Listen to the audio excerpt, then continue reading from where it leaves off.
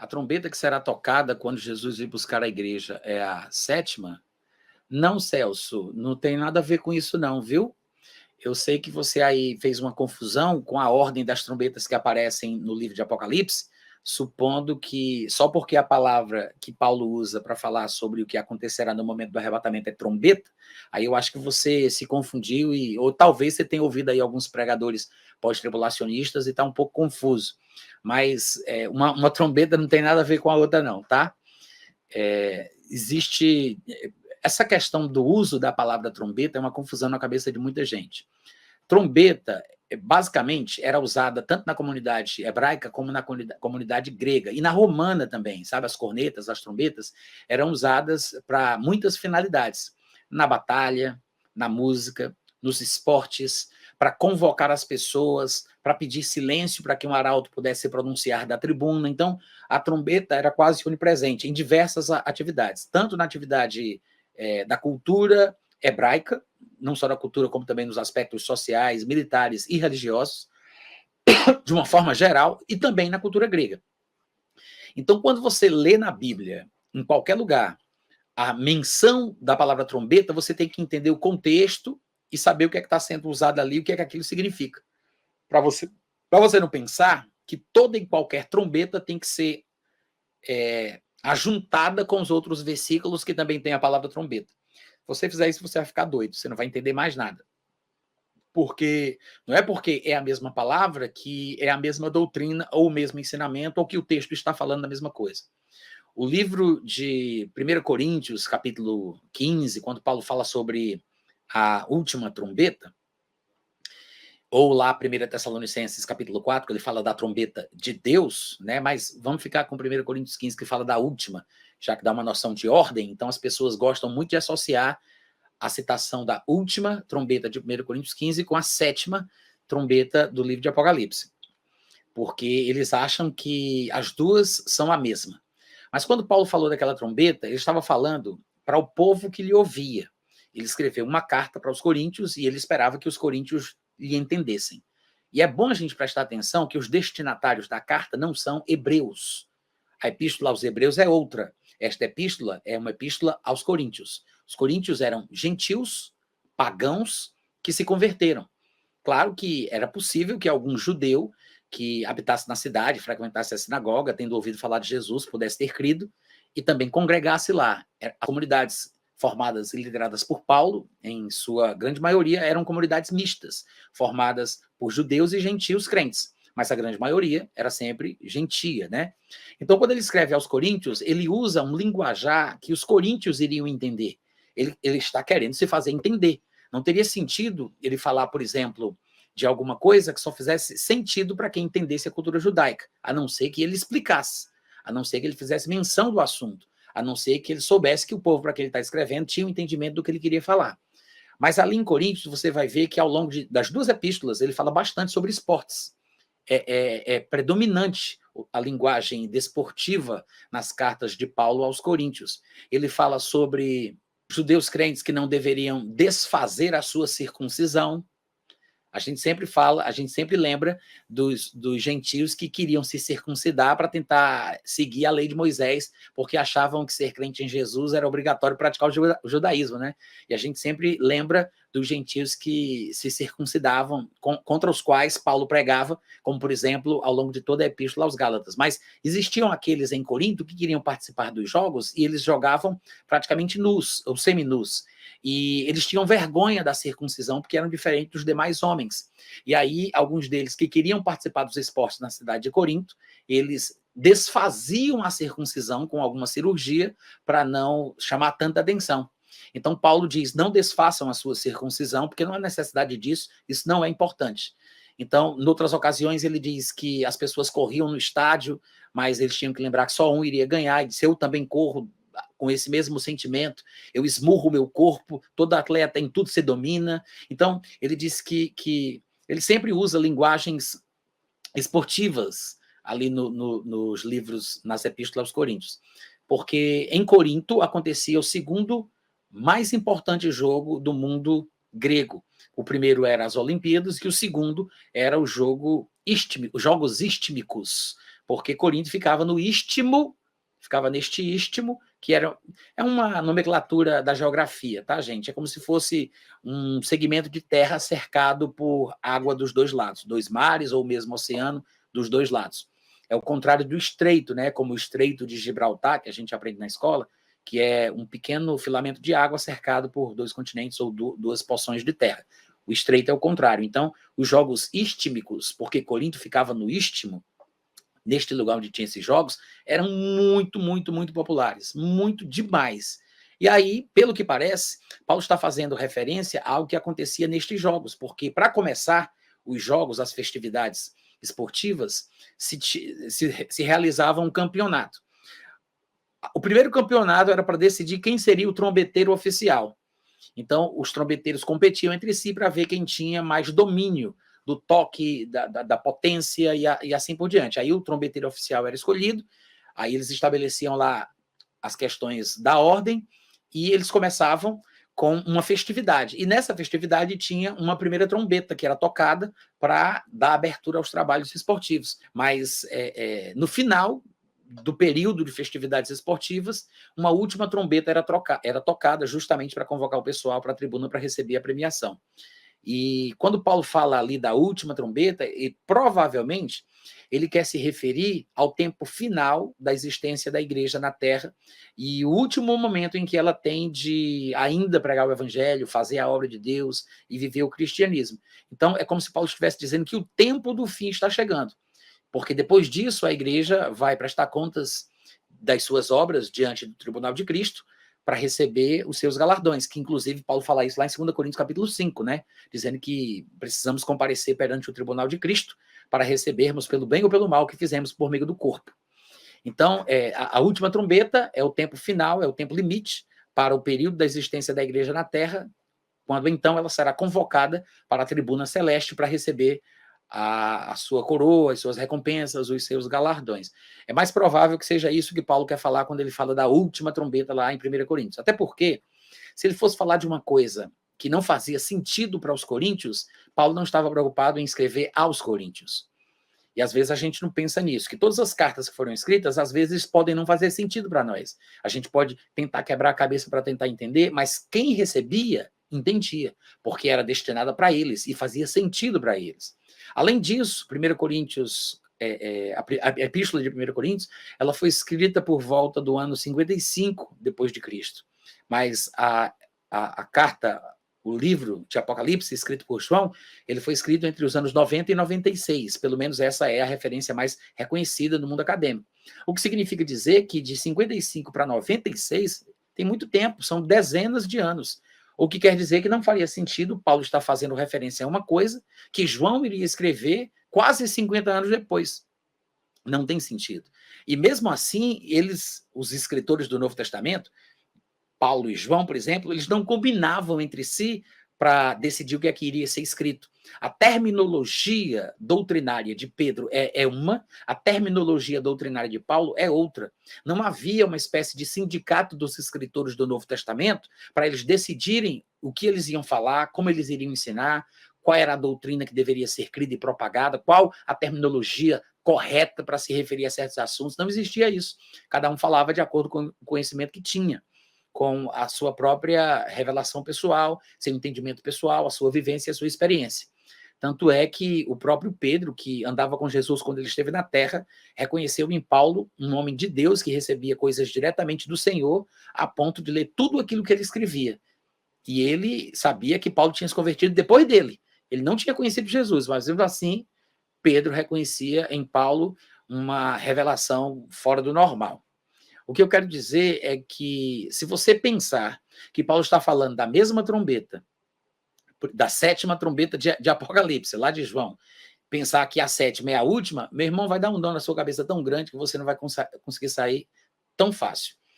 Agora, se você fizer o estudo das colocações, das frases, das expressões em cada contexto, aí fica tudo mais simples. Para começo de conversa, se você, por exemplo, for olhar Apocalipse, quando se fala do toque da sétima trombeta, você vai ver que lá está escrito que quando se tocou a sétima trombeta, que parece que é uma coisa que demora por um tempo, porque mais de uma vez é mencionado que quando se começou a tocar a sétima trombeta, lá em Apocalipse fala isso, o que é curioso, porque a trombeta usada por Paulo para se referir ao arrebatamento tem que ser uma coisa rápida e repentina, já que o evento envolve uma ação que é menor do que um piscar de olhos. E em Apocalipse, por mais de uma vez, é mencionado um toque longo, um toque demorado. Quando o anjo começou a tocar a sétima trombeta, diz isso em algumas versões, inclusive. Mas o que é interessante é que lá diz que quando se tocou essa sétima trombeta, cumpriu-se o mistério de Deus, que havia sido anunciada aos profetas, aos seus profetas. Está escrito isso lá em Apocalipse capítulo 11. Se essa sétima trombeta fosse a mesma última trombeta de Paulo, esse seria um ponto divergente e irreconciliável. Seria uma contradição bíblica muito grande, porque o texto é claro em dizer que no toque da sétima trombeta, lá de Apocalipse, vai se cumprir o mistério que Deus falou para os profetas, especificamente. Só que Paulo é aquele que traz as revelações do arrebatamento na Nova Aliança. Sim, Jesus falou do arrebatamento antes de Paulo, mas não de forma clara, está um pouco enigmático. A gente só entende o que Jesus falava porque a gente já conhece a doutrina do arrebatamento explicada por Paulo. Então, quando você lê o sermão profético, como por exemplo ali em Mateus 24, você entende que ele está falando do arrebatamento. Mas se não fosse por Paulo, talvez a gente nem entendesse. É como se Jesus tivesse realmente separado Paulo de forma específica para falar sobre assuntos específicos, e entre eles está o arrebatamento. E quando Paulo ele esteve na terra e ministrou sobre as coisas que Jesus passou para ele, ele nunca foi chamado de profeta. Ele nunca teve um ministério profético. E quando você lê em Apocalipse dizendo que no toque da sétima trombeta, daquelas trombetas de Apocalipse, vai se cumprir o mistério que Deus revelou aos profetas, não pode ser o arrebatamento. Não pode ser. Porque Paulo é quem fala do arrebatamento, em todo o Novo Testamento é ele quem basicamente fundamenta a doutrina, e Paulo não era profeta. Então, se o arrebatamento é o cumprimento, se o arrebatamento foi revelado a Paulo, e lá em Apocalipse 7, o toque da sétima trombeta vai se cumprir o mistério que Deus revelou aos profetas, ele tem que estar falando de outra coisa, ele não pode estar falando do arrebatamento.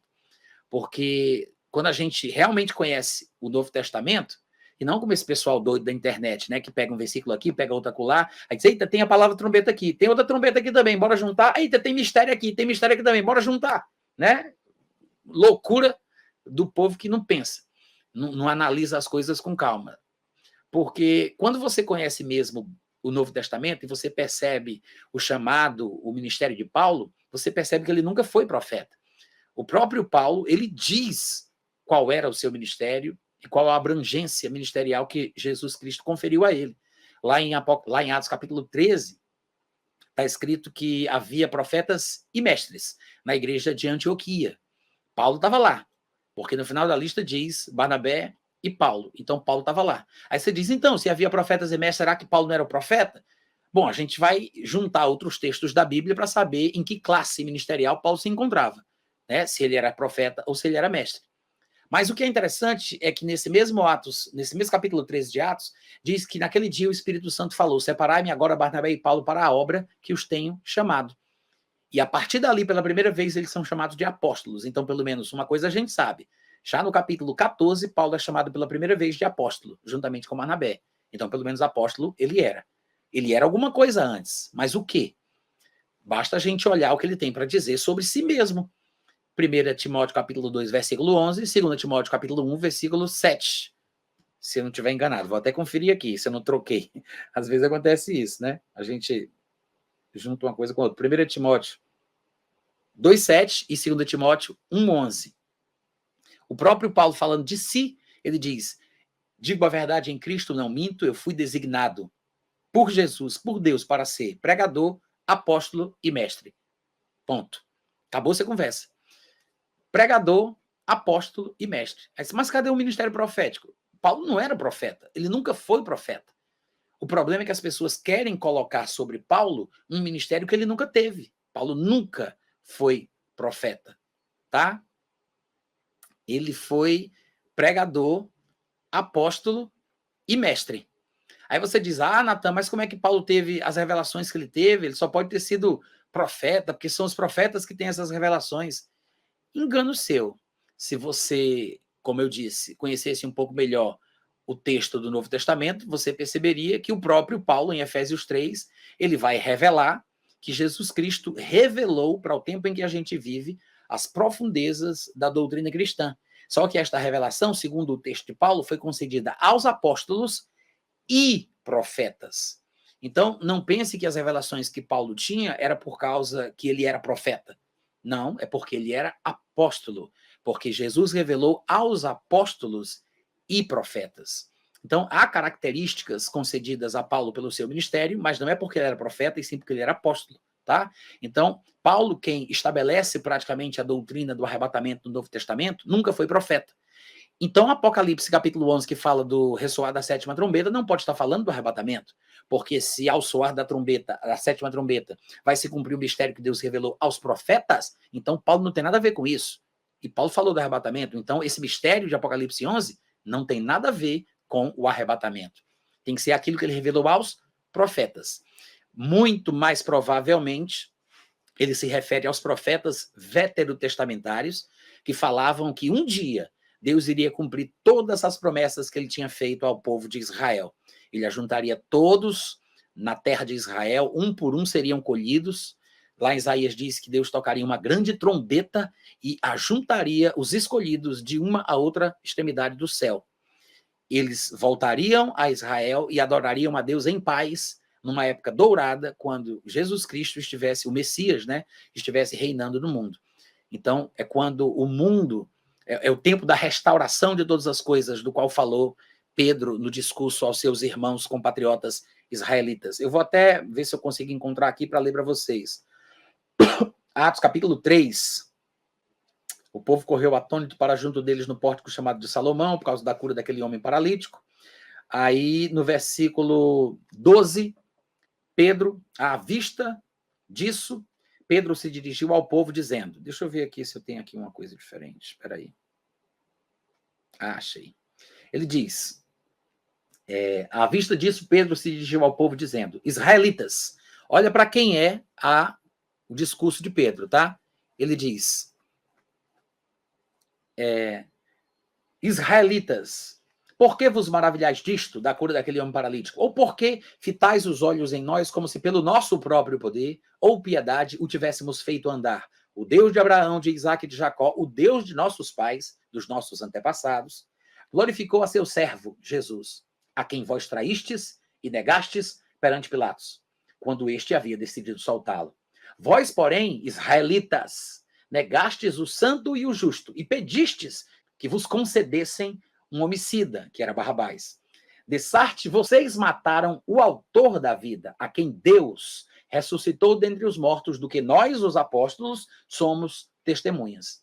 Pela fé no nome de Jesus, é que esse mesmo nome fortaleceu a este homem, que agora vedes e reconheceis. Sim, a fé que vem por meio de Jesus deu a ele saúde perfeita na presença de todos vós. E agora, irmãos, ele não está se referindo a eles como irmãos, no sentido de serem crentes, nascidos de novo, salvos, mas irmãos compatriotas, irmãos de carne e sangue, irmãos da nação israelita. Aí diz, irmãos, eu sei que o fizestes por ignorância, como também as vossas autoridades, mas Deus assim cumpriu o que dantes anunciara por boca de todos os profetas, que o Cristo devia padecer e depois entrar na sua glória, né? Ele não coloca aqui a continuação, mas a gente sabe que os profetas anunciavam os sofrimentos do Messias para que depois ele pudesse entrar na sua glória. E o próprio Jesus faz menção a esta dobradinha, a este padrão, dizendo que primeiro ele tinha que sofrer para depois entrar na sua glória.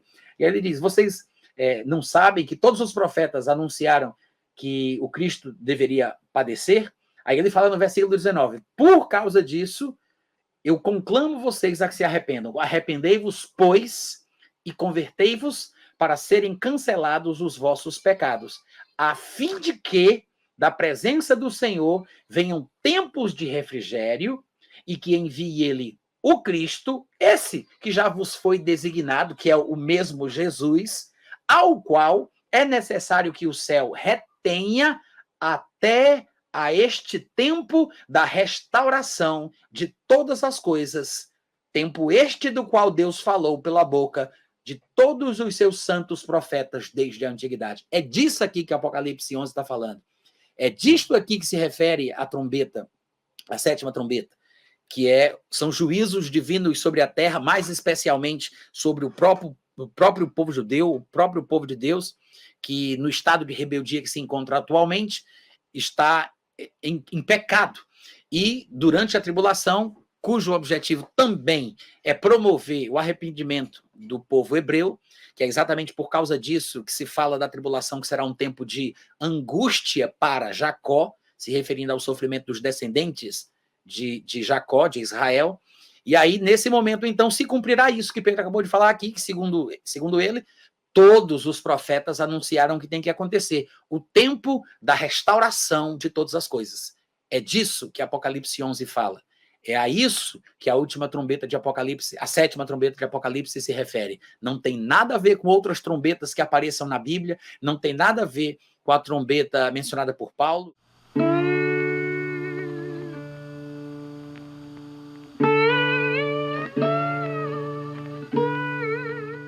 Este é um trabalho independente e conta com a ajuda das pessoas que têm sido abençoadas por ele. Se você quiser fazer parte do grupo de mantenedores desta obra, se informe das opções disponíveis na descrição deste vídeo. Agradecemos pela atenção e pelo carinho. Deus abençoe.